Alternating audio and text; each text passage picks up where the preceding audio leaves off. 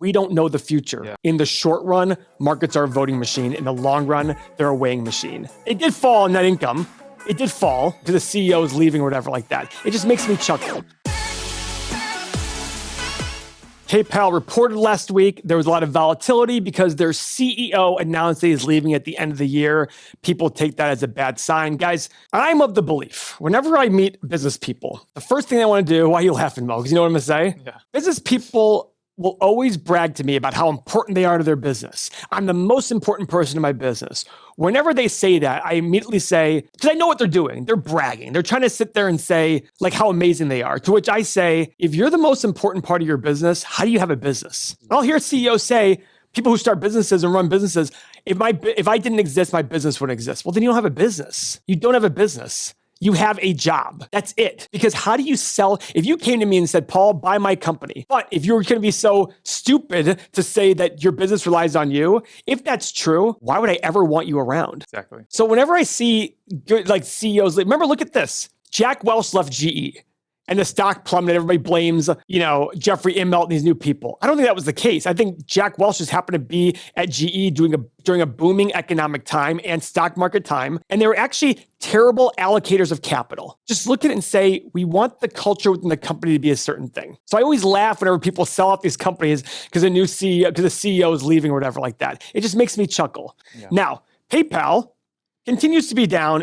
The funny part about PayPal was the earnings came out last week and the stock price skyrocketed. It was up like 6%. Did they beat? They beat, I believe. And why don't you look that up on their sure, trading view? Look right here. And then it was announced, yes, they beat. So they beat on top line, missed on bottom line. But then it came out that the CEO is leaving. Stock price. Other way around. They beat on earnings. Beat on earnings, missed on revenue. But not by slightly, much. Very slightly. And then the CEO said he's going to leave. He said, and then the post-market shares tanked.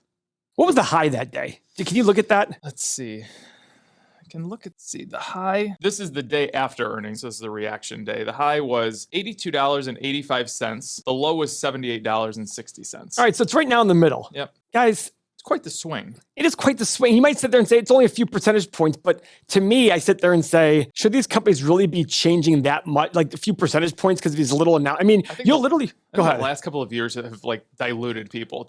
For a multi-billion-dollar company, $93 billion to swing multiple percentage points in a day, that's not normal. By the way, $93 billion, it used to be 300 some billion. Look at this all-time high. Yep. Was $310 back in July of 2021, less than 2 years ago, a year and a half and change ago. 52-week low, $66 just 2 months ago, not even 2 months ago. Guys, how is this rational? So from the all-time high in July of 2021 to the 52-week low, they lost 80% of their value almost in a matter of a year and 5 months. So without looking, what I expect to see is to click on the income statement and see revenue falling off of a cliff. Same with cash flow, same with net income. So let's see. Income statement. Nope. Growth. Net income. It did fall in net income. It did fall. So that's fair. Okay. But I'm not worried about that so much. Okay. I look at their profit margin, and they had lower profit margin. I don't know why, but that's something to look at. Look at their 5-year profit margin, 14.5% versus profit margin last year of 8.5%.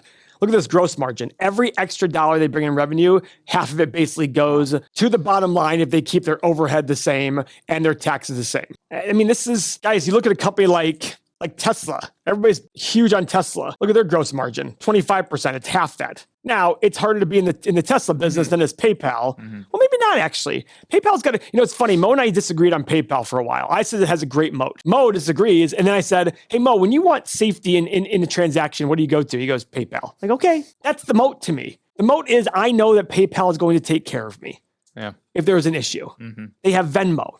I use Venmo daily. I use Venmo every day. I use PayPal many, many times a week. And I look at these things saying, okay, I feel comfortable with that. The 5-year return on invested capital, not huge, 9.9%. Let's check out the 8 pillars here. Cash flow is great. Check out the 8 pillars. The cash flow is a little down from 2021, but it's still over $5 billion, slightly down. Let's see. 8 pillars. Yes. This is what I like. Free cash flow multiple is lower than PE.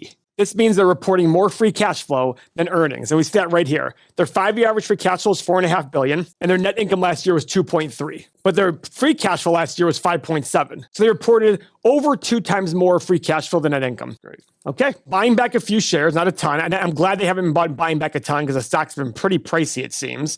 5-year PE of 31. All right. Kind of a healthy enterprise value. So they got some debt on there, net debt. Okay. But good revenue growth, not much income growth, and not much free cash flow growth on that. That's kind of interesting. Okay. Let's check out the analyst estimates. All right. So here's what's going on at PayPal according to analysts. They're expected to make almost $5 a share this year, going to $8 here in the next 3 years. Now, remember, these are analysts. They tend to be optimistic, and the number of analysts greatly falls as time goes on because not a lot of analysts want to go out in the future. Revenue growth, still there. Not huge, but profit growth, double digits. Revenue growth, also double digits over the next 3 years. Mo, what do you think? Okay. I'm just trying to, I'm looking at the revenue growth numbers and just trying to put in my head what I'm going to put in stock analyzer. So look at the stock price, down 80% to its low. And you look at a company, if I told you right now, forget about, if I showed you a company right now where I said, hey, profit's going to grow, well into the double digits every single year. Would you think that stock has been down 80%? Nope. The point of that is exactly what we talk about. In the short run, markets are a voting machine. In the long run, they're a weighing machine. So if you look at this in that short run, all right, so guys, like I was saying, voting machine, voting machine. Yeah. For the long run, it's going to be a weighing machine. Mm-hmm. The question is, what is the right price for PayPal? All right.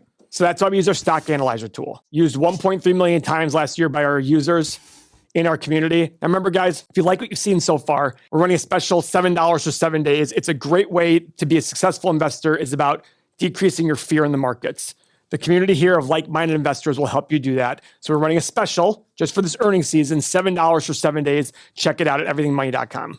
All right, Mo. All right. So I'm going to do the 20-year analysis. Mo's going to do 10 years. Man, look at this 10-year revenue growth. 17% per year. I know. Holy cow. I mean, they're still talking about near double digits. I think as time goes on, well, yeah, let's do that. Profit margin. Okay. Yeah, this is the hard part about, and look at the difference between free cash flow. It's a lot. And yeah, difference between free cash flow and what's it called? And profit margin is very different. Okay. I wonder if I'm right about my P's. Well, we don't know if you're going to be right about your P's. That's the thing about investing. I wonder if I'm way off, I should say. I like the fact you said that, Mo, because the thing people have to remember is we don't know the future. Yeah. We have no idea what's going to happen in the future. That's why you need to have a process for how you use a stock analyzer tool to be conservative, figure out your middle, which is probably what's going to happen, and the high side. Listen, let's say they kill it in the next 20 years. They figure out another way to increase margin, all these blah, blah, blah. Right. I look at that high gross margin and say, as they drive that revenue up and up, it's going to drive that profit margin. Right. All right, Mo, what'd you do for revenue growth? So I did 6, 9, and 12. I did 6, 8, and 10 for 20 years. You did it for 10 years. 10 years. Profit margin. 9, 12, and 15. Yeah. I did 11.5, 13, and 14.5. Okay. Free cash flow. Free cash flow, I did 17, 20, and 23. I got close. I did 17, 19.5, and 22. Yep. PE, 16, 17, 18. 15, 16.5, 18. Same with price of free cash flow. And desired return? 10, 11, and 12. All right. Mo, do you think your 11's enough? Nope. I really think it should be more. When I put them in, Why don't you do that? This number, I don't know. I beat this down so much. This is not super far off. But don't you want to have more than 11% return over a 10-year period? Right, let's see and then would you go 14 on the high end? Absolutely. I do that in 20 years. Okay. And by the way, guys, this really drives down the value. The higher and higher your desired return, that's your more margin of safety. You're sitting there saying, I want to make 14% of my money. In order to pay, if something's worth $100 today, to make 14% of your money, you got for 1 year, it's got to go to 86. Mm-hmm. Or whatever, it's 87, maybe with whatever it is. But the point is, the longer and longer you go out, the higher your desired return, it makes that price all the more lower. Yeah. But you're also making these assumptions a lot higher. Right. Right? Yeah. I think that's a reasonable amount. I think for buying... Because I think this is kind of a reasonable area. That's why I put 12%. Okay. That's what I do. All right. Let's see. Analyze button. Mo, what you got? $41 to $79, 87 to 134, 62 to 104. Very wide ranges, same as I have range. because of the difference between profit margin and free cash flow. I have 60 to 85, high side of 80 to 120, middle of 70 to 120. I have it on my watch list 65. Guys, thanks very much. Subscribe to the channel, and $7 for 7 days, you get all this software at everythingmoney.com. Take care.